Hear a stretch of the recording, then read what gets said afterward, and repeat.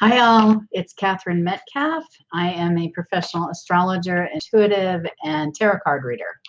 And we are going to talk about the August 11th new moon at 18-degree junct. So they're sitting right next to each other.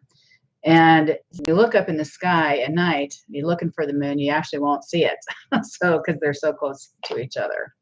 And new moons typically are a great time of new beginnings, new opportunities flooding your way. It's a good time to make plans for the future. So, and what you do is you take that energy of whatever the zodiac sign is in where that new moon happens, and you integrate that into your wishes. So, Leo's energy is highly creative, a leader, very courageous.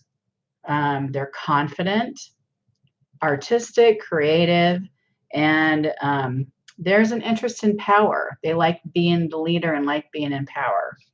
So this eclipse, we will not see in the United States. They are going to be able to see it in northern Canada and northern Europe and parts of Asia. This eclipse comes in with a few challenges. So right here. So this one, first of all, we've got the new moon, and it's conjunct the planet Mercury, and Mercury is retrograde in the zodiac sign of Leo. So what that can mean is that this eclipse, a lot of us might be feeling anxious. We could be dealing with issues from our past. And that's very much the energy of Mercury retrograde conjunct the eclipse. Also, we have a square to Jupiter. I had talked about this earlier, that can bring, Jupiter is the planet of abundance. So what it does is it increases our desire for more indulgences. So sex, drugs, rock and roll, all that stuff, food, alcohol, we're gonna feel like we're gonna be frustrated. So there's gonna be a desire to go to that place to help heal what ails us, but that is not going to solve anything.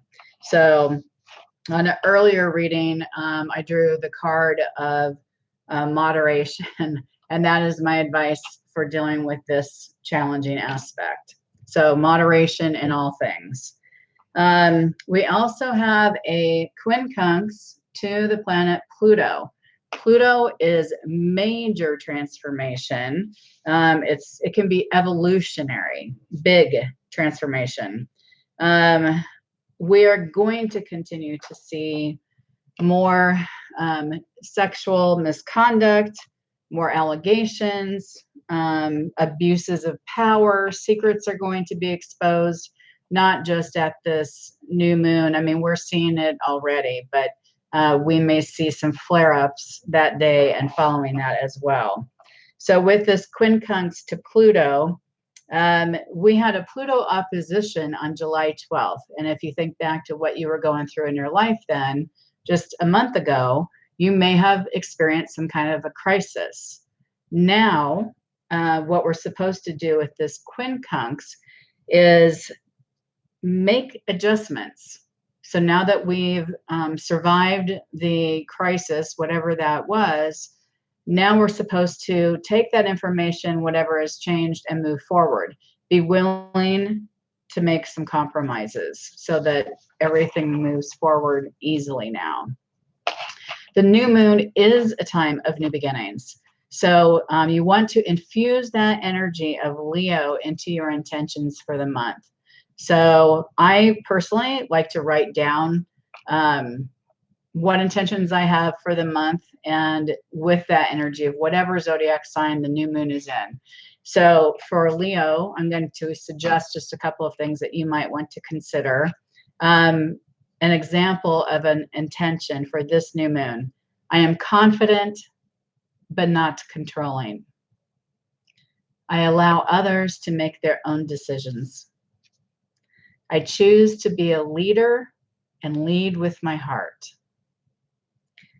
Or I am making conscious decisions to live an empowered life.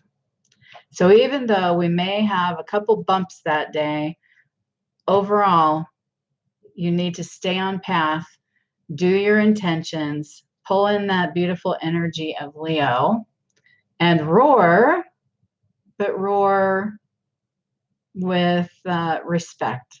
Okay. All right, everybody. Wishing you well, hoping that you have an amazing new moon and solar eclipse day. Blessings.